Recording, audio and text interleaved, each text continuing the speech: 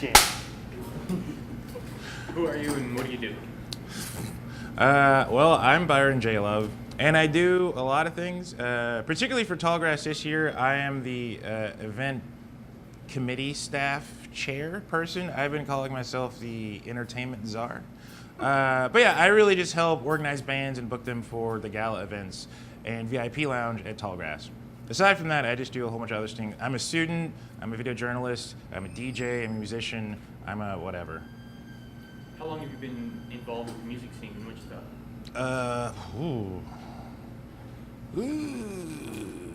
Probably at least going back to probably since I moved here, honestly. I moved here from a really small town in Oklahoma. And when I moved to North, I made a lot of friends that were into the punk rock scene. And I was like, great, this is the thing that I read about. And I mail order stuff to my town, and then you guys just have them. So I would go see Nowhere Fast and like Ophil with like all my friends from different schools who I didn't know anyone when I moved here. So that was a great way to network. And through the years, these people continue to start playing in bands and continue to play in bands. Currently, we're at the Monarch, where Ricky Fitch drummer Cody Ramsey's doing stuff, and now he's in Divorce Corpse. You should check them out. We should get them to play a Tallgrass event. Can you talk a little bit about WSU and your time there and what you do there? WSU, I returned as like a returning student. So I was at Butler for a bit. I left and I went to Texas to work at a news station, and then I came back just kind of like, well, I don't want to do news, but I still like cameras, so like, what do I do? So I just went back to WSU to strengthen up my bachelor's and then figure some stuff out in the meanwhile. So I've been intrigued by the programming. It's been really fun. There's been a lot of great instructors.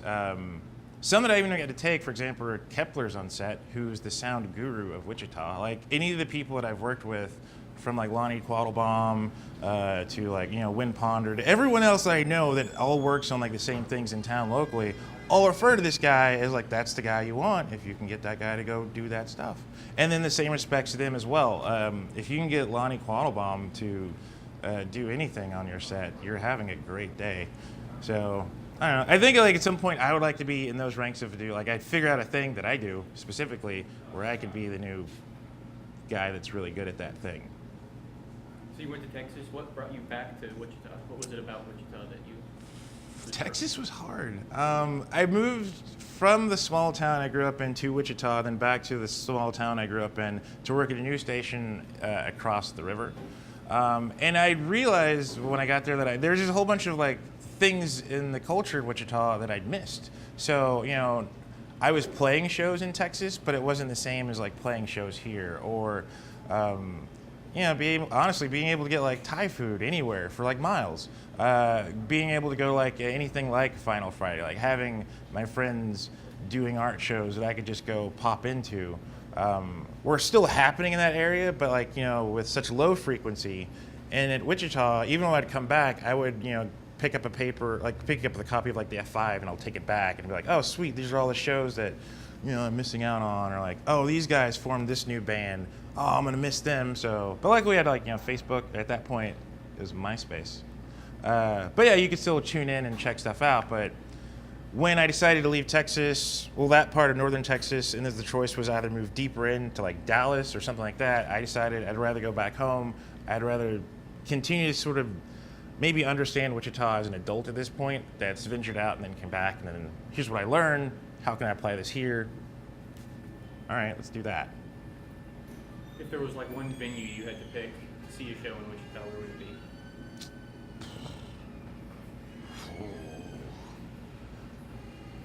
I don't know. I think that's a tricky question because I think we are starting to enter a point where we are using spaces differently.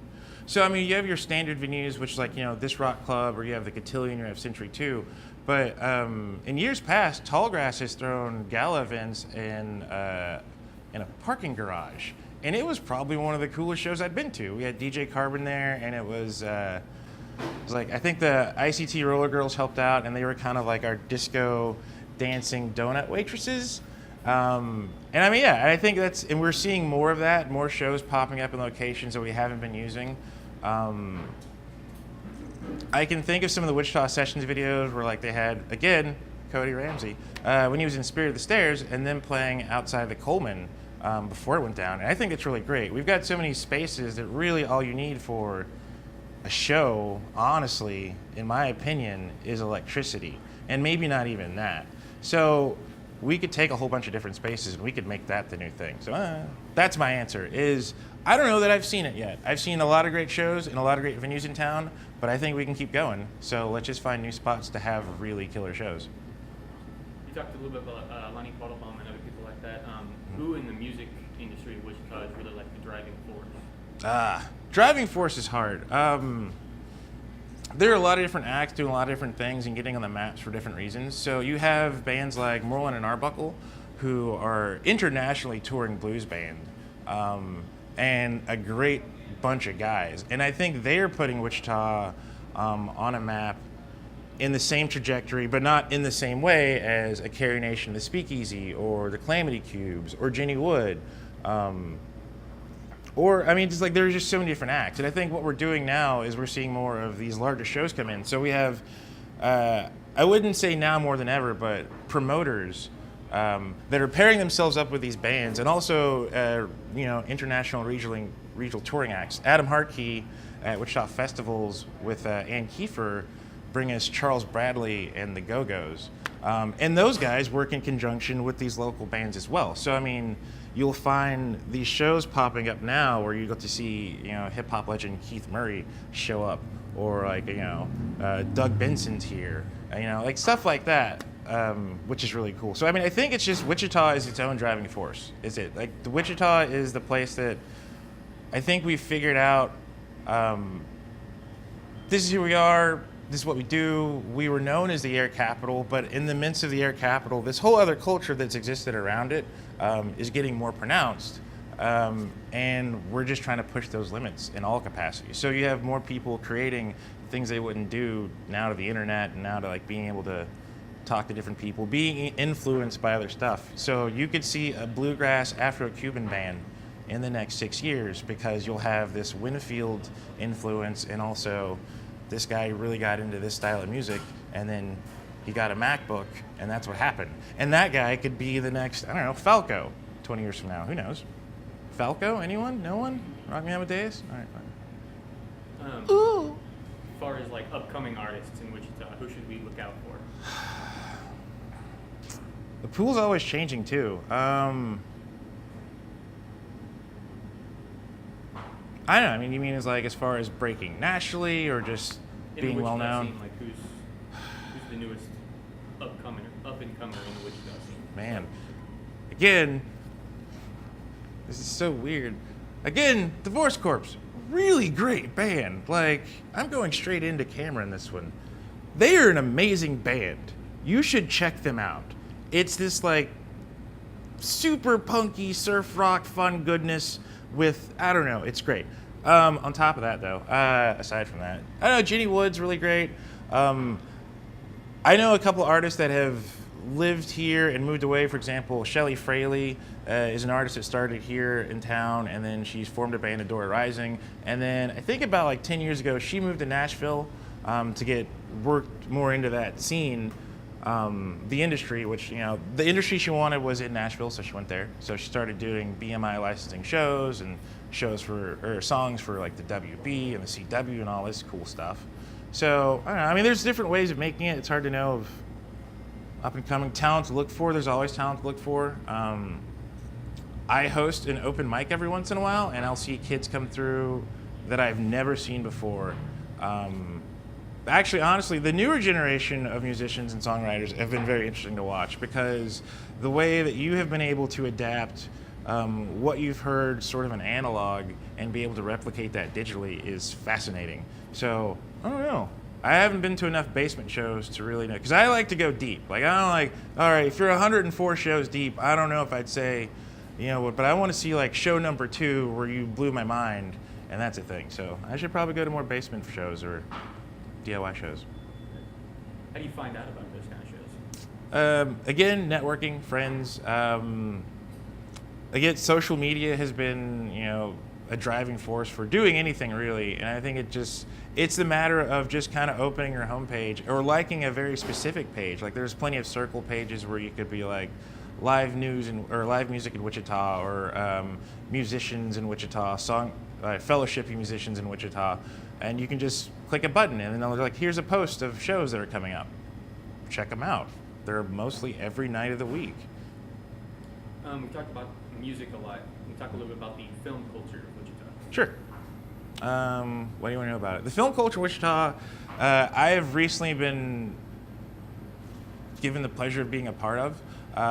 It kind of started with I left school to go work in news, didn't like news, moved back to Wichita for a little bit, and then I had a friend that had moved to Austin that was working on independent film, and he's like, hey, why don't you fly down? You got some like weird time. Do you want to work on the set, like just be a grip and gaffer? I'm like, all right, sure, that sounds like fun. And I did it, and we shot Loves Her Gun with Jeff Marslett, Swerve Productions. And I shot, I think, with them for about 2 months.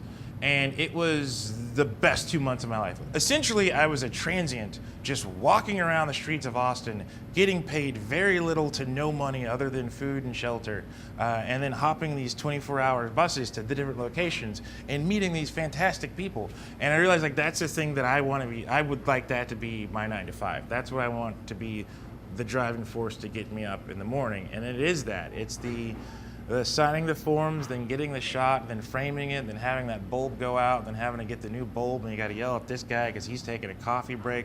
And then by the end of like this whole production, though, you go from these strangers that have met to this kind of summer camp feeling. And I think in Wichita, So we were talking about the film scene in Wichita and the summer camp feeling. Oh, working on film. okay. So yeah, summer camp.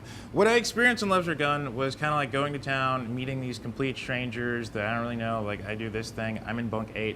I'm in sound. You know, and then by the end of it, you know, through working together and then kind of like, you know, after hours rap parties or whatever like that, you leave this project. And you're like, these are the people. Oh, I missed you guys. And I think Wichita is getting more of that now, and it's becoming more accessible. So with events like Down to the Wire, it's really great for even like old film pros and like the newbies to be able to get in behind a camera or run sound or write a script or like, you know, try that thing out. And then even though it's the most maddening 24 hours you might experience your entire life, when you're done, there's this feeling like when you're at the premiere and you're kind of like, you're sitting in your rows and you're like, oh man, is it gonna happen? Like that's what being on a set is like. And I don't feel like I find that same sort of reward in a shift at insert place X. And I think if more people feel like that, like when they get to work on the set with like Lonnie or with, I think, who did one last year? Or, oh yeah, Wade Hampton, that guy. Exactly, and these are all these people, these little pockets of people you get to work with, and you get to meet them and get to know them on a professional level and on a personal level. And then the project's over, and then you're just like, I don't know what to do. I don't have to wake up and stress about where the clipboard is, or do we have all the batteries? Do we have the batteries? Like, you can just relax, and you think about these moments kind of fondly, even the most frantic ones. And I think the Wichita film community is getting more used to that. Which is probably good, because I think it inspires a different sort of internal drive, as opposed to just completing the rigmarole that's always presented before you. Kind of just describe what the 24-hour Down to the Wire is. Okay, it's great. What it is, I think it's from 7 to 7 is correct. So you assemble a team, you got to sign up, and then you go to a place and they give you a packet. It's kind of like if you were in the KGB, but for movies. So you go and you get a packet, and then you slip some money under a door, and then this little thing comes out, and they're like, okay, you have the instructions. And then you open the instructions, and they don't explode, so you can keep them for as long as you want.